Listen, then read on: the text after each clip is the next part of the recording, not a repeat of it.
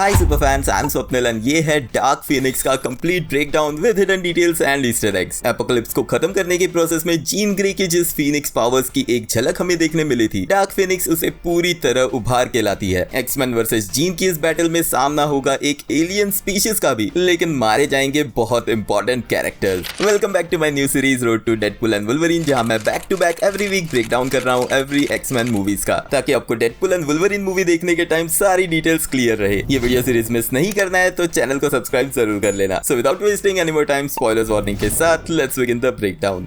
X Men series में Dark Phoenix इकलौती movie है जिसके टाइटल में एक्समैन इंक्लूडेड नहीं है, बट आई थिंक बाद में इसके टाइटल में ये नाम ऐड कर दिया गया था। लेकिन 20th सेंचुरीज का पार्ट होने की वजह से यहाँ पे वही फॉक्स के एक्स को हाईलाइट किया गया है रेड हॉट कलर से, ठीक उसी तरह से जैसे पिछले पार्ट्स में एक्स को थोड़ी देर ज्यादा दिखाया गया था। ऑल्सो एक और डिफरेंस के साथ ये वो फर्स्ट एक्समैन मूवी है जिसमें वुल्वरीन का कैमियो नहीं दिखा, बिकॉज इससे पहले लोगन मूवी रिलीज हो चुकी थी एंड वहाँ वुल्वरीन के कैरेक्टर से ह्यू जैकमैन ने रिटायरमेंट ले ली थी, ऑफ कोर्स सिर्फ कुछ सालों के लिए। बट लोगन का ब्रेकडाउन मेरी इस सीरीज में थर्ड लास्ट नंबर पे आएगा, तो सीरीज फॉलो करते रहना। अब मूवी की शुरुआत होती है जीन ग्रे के वॉइस ओवर से। जिस तरह से पिछले सभी पार्ट्स में प्रोफेसर एक्स का वॉइस ओवर हमें सुनने मिलता था, यहाँ पे जीन ग्रे का इंपॉर्टेंस दिखाते हुए उसे ये ओपनिंग नरेशन करने दिया गया है। ऑफ कोर्स टाइटल में ही डार्क फीनिक्स है, जो स्टोरी है जीन ग्रे की। मूवी की शुरुआत होती है 1973 की फाइनल बैटल के 2 साल बाद 1975 में, जहाँ 8 इयर्स ओल्ड जीन ग्रे अपनी टेलीकाइनेटिक पावर्स मैनिफेस्ट करती है और एक कार क्रैश में उसके पेरेंट्स मारे जाते हैं। ऑफ कोर्स ऐसा हमें लगता है और इसकी और डिटेल्स हमें आगे पता चलेंगी। लेकिन इसी सीन में रेडियो पे जो गाना बज रहा है उसका टाइटल है by the time I get to Phoenix, जो 1960s का एक पॉपुलर सॉन्ग था। एंड यहाँ फीनिक्स लोकेशन की बात हो रही है, बट ऑफ कोर्स रेफरेंस है फीनिक्स पावर्स का। लेकिन जीन इस गाने को चेंज करने को कहती है, तो नेक्स्ट सॉन्ग बजता है werewolves of London. Of course werewolves हम जानते हैं जो खुद की पावर्स कंट्रोल करना नहीं जानते, और जब वो ट्रांसफॉर्म हो जाते हैं मॉन्स्टर्स में तो वो कुछ भी कर सकते हैं, जो फोरशैडो करता है जीन ग्रे की जर्नी को, जहाँ फीनिक्स पावर्स आने के बाद वो क्या कर सकती है वो उसे खुद नहीं पता। अब यहाँ पे ये एक्सीडेंट उसकी पावर्स ट्रिगर करता है, लेकिन कॉमिक्स में जीन ग्रे की पावर्स ट्रिगर हुई थी उसकी बेस्ट फ्रेंड की डेथ के बाद, जो चीज हमने एक्समैन 97 में एक सीन में भी देखी थी। अब एक्समैन की ओरिजिनल लाइव एक्शन ट्रिलॉजी में इस कॉमिक्स ओरिजिन स्टोरी लाइन को टोटली इग्नोर किया गया था एंड वहां पे स्प्लिट पर्सनैलिटी दिखाया गया था, लेकिन फाइनली यहाँ इसे अडेप्ट किया गया है। बट उस ट्रिलॉजी की तरह यहाँ भी प्रोफेसर चार्ल्स एक्सेवियर आके मिलता है जीन ग्रे से एंड देन उसे लेके आता है अपने स्कूल में, ताकि वो उसे सिखा सके उसकी म्यूटेंट एबिलिटीज को कंट्रोल करना। अब हम करते हैं टाइम में जंप एंड ईयर 1992 में एक्समैन टीम मदद करने जाना पड़ता है एक स्पेस शटल मिशन में एस्ट्रोनॉट्स को बचाने। एंड यस, ये स्पेस शटल बेस्ड है रियल वर्ल्ड के स्पेस शटल एंडेवर पे, जो 1992 में अपने फर्स्ट मिशन पे गया था। ऑल्दो वहां ऐसा कोई एक्सीडेंट नहीं हुआ था एंड इनफैक्ट इसने अपना 25th एंड फाइनल मिशन किया मई 2011 में, जिसके बाद इसे रिटायर कर दिया गया। लेकिन इस टाइमलाइन में अब म्यूटेंट्स को एज सुपर हीरोज माना जाता है, जिसकी वजह से एस्ट्रोनॉट्स को बचाने के लिए प्रेसिडेंट कॉल करता है एक्समैन को, एंड जो फोन वो उठाता है उस पे एक्स बना हुआ है, काफी obvious reference to X-Men. And immediately हमें दिखते हैं म्यूटेंट्स जो अब सूट अप होते हैं अपने मिशन के लिए। लास्ट पार्ट में कॉमिक्स एक्यूरेट सूट्स मिलने के बाद उन्हें क्विकली इस पार्ट में डंप कर दिया गया, लेकिन अगेन डिफरेंट एक्समैन कॉमिक्स से मैचिंग टीम सूट्स यहाँ देखने मिल रहे हैं। ये सूट्स है 2001 की न्यू एक्समैन इशू 114 में दिखे सूट्स। एक्सपेंशन से जब ब्लैक जेट टेक ऑफ करता है तो बास्केटबॉल कोर्ट सेपरेट होते हुए जो सीन दिखाया गया है वो एग्जैक्टली फर्स्ट एक्समैन मूवी के सीन को रेप्लिकेट किया गया है। स्पेस में पहुंच के क्रू को रेस्क्यू करने जाते हैं नाइट क्रॉलर और जीन, लेकिन सोलर फ्लेयर के साथ आती हुई एक एनर्जी जीन को स्ट्रक करती है एंड बाकियों को बचाने के लिए जीन ये टोटल एनर्जी अपनी तरफ खींच के एब्सॉर्ब कर लेती है। अब ऑब्वियसली ये है फीनिक्स फोर्स, कॉमिक्स में ओल्डेस्ट नोन कॉस्मिक एंटिटीज, एक ऐसी पावर जो यूनिवर्स के एग्जिस्टेंस से पहले एग्जिस्ट करती आई है। इसे माना जाता है सायोनिक एनर्जीज का नेक्सस, और जिस तरह की फीनिक्स बर्ड को माइथोलॉजी में माना गया है, वैसे ही ये पावर रिप्रेजेंट करती है cycle of life, death and rebirth को। आगे चल के पार्टी में यही नाम स्कूल के बच्चे जीन ग्रे के लिए यूज करते हैं, जिसके बारे में उसे बताता है स्कॉट। अब इस एनर्जी से स्ट्रक होने की वजह से उसकी साइकिक पावर्स एम्पलीफाइड हो जाती है। इसी सीन में हमें जीन के फेस पे ये वियर्ड स्कार्स दिखते हैं। कॉमिक्स में इसी तरह के स्कार्स हमें देखने मिले थे रेचल समर्स के फेस पे, जब उसने फीनिक्स फोर्स को एब्सॉर्ब किया था। अब ये पावर्स की फर्स्ट हिंट हमें मिलती है स्पेसशिप में ही, जब जीन अपनी आईज ओपन करती है, जो पिछले सीन्स में क्लियरली ब्लूइश कलर के थे एंड अब वो गोल्डन हो गए हैं। जब एक्समैन टीम वापस अर्थ पे पहुंचती है तो एस्ट्रोनॉट्स को बचाने की वजह से ह्यूमंस ये मोमेंट सेलिब्रेट करते हैं। पिछली टाइमलाइंस में हमने उन्हें म्यूटेंट्स को हेट करते हुए देखा था, बट अब उल्टा हो चुका है। ऑल्सो इसी सीन में हमें दिखती है एक naked mystique action figure, and mystique सच में इन यूनिफॉर्म्स को हेट करती है, जो चीज वो आगे गुस्सा होते हुए एक्सेवियर से भी कहेगी। एक्सपेंशन में आते ही मिस्टिक एक्सेवियर से गुस्सा होती है क्योंकि वो ह्यूमंस को बचाने के लिए म्यूटेंट्स का सैक्रिफाइस करने के लिए रेडी है। यही वो इरिटेट होती है कि उन्हें मैचिंग कॉस्ट्यूम्स भी पहनने पड़ रहे हैं। अब इनिशियली कॉमिक्स की न्यू एक्समैन सीरीज में टीम को ब्लैक लेदर कॉस्ट्यूम्स मिले थे जो ओरिजिनल लाइव एक्शन मूवीज में देखने मिले, लेकिन फिर एस्टोनिशिंग एक्समैन सीरीज ने एक्समैन के ये वाले कलरफुल यूनिफॉर्म्स वापस लाए गए। एंड जो चीज मिस्टीक ने कही है वही सेम साइक्लॉप्स भी उस कॉमिक सीरीज में कहते दिखा था। अब जीन की कंडीशन से अनअवेयर सभी म्यूटेंट्स पार्टी करते हुए दिखते हैं। यहीं पे हाईलाइट होके दिखती है एक म्यूटेंट डैजलर, जिसे बाय द वे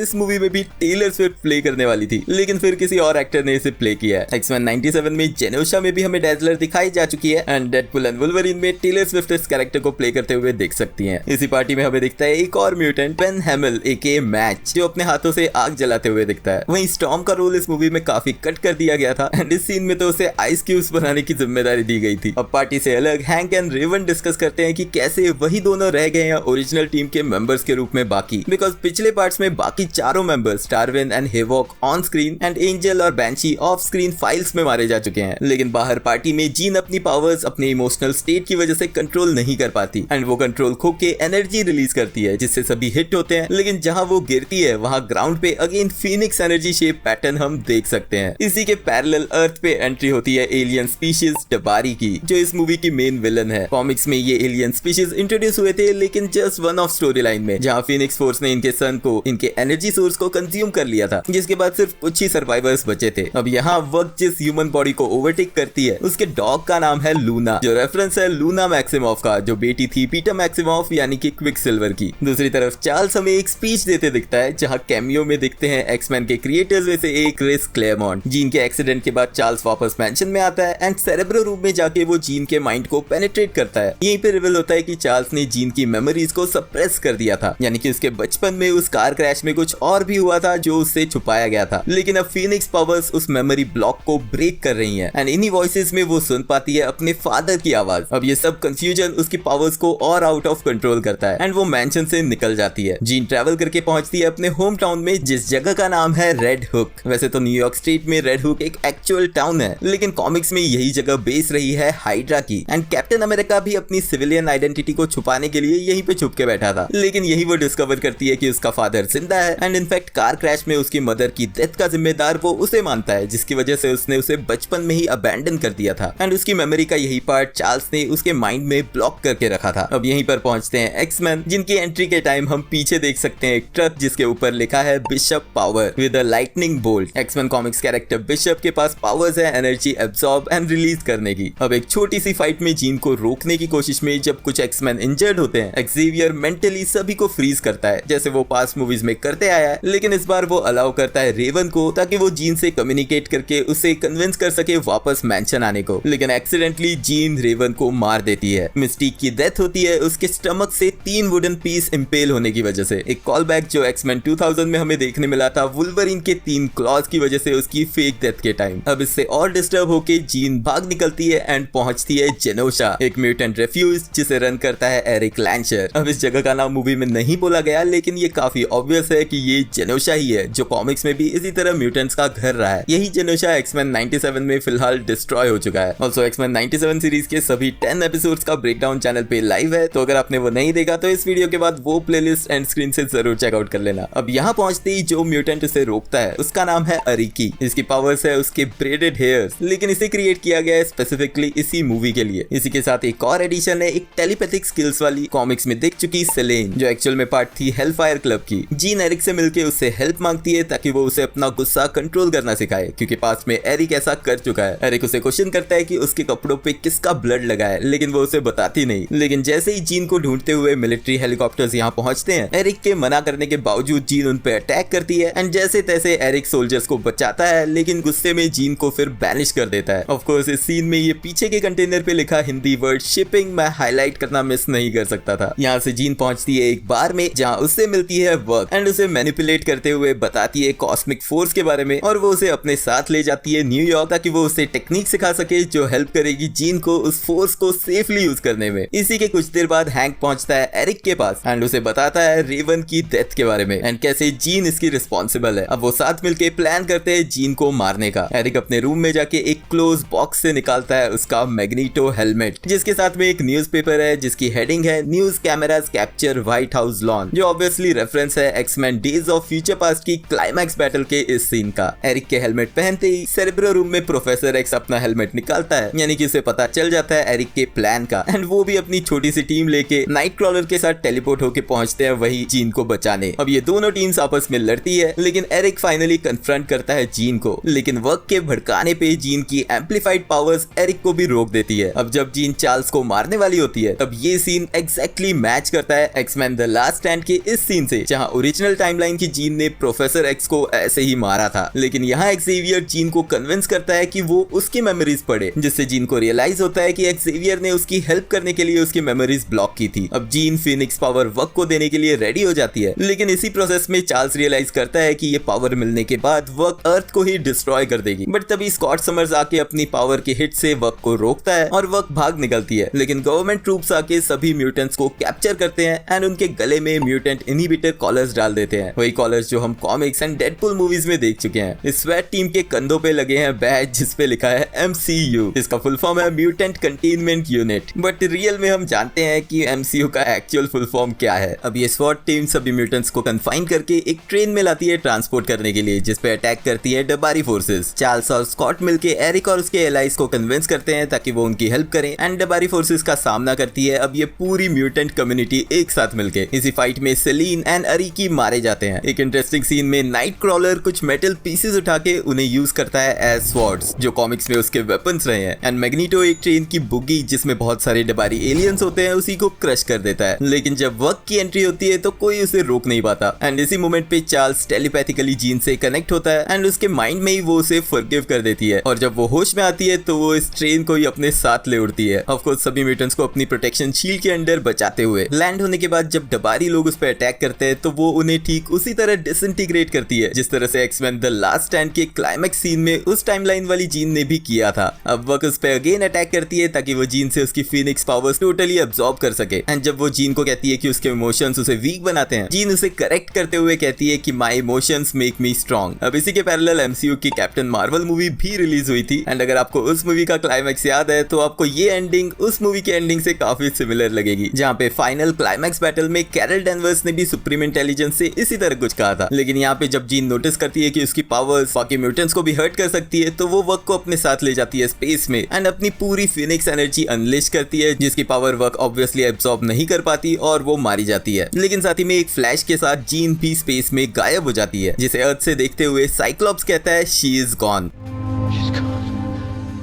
अब ये सेम लाइन कही थी X2 एक्समैन यूनाइटेड में वुल्वरीन ने साइक्लॉप्स को जब क्लाइमैक्स बैटल में जीन पानी में डूब गई थी।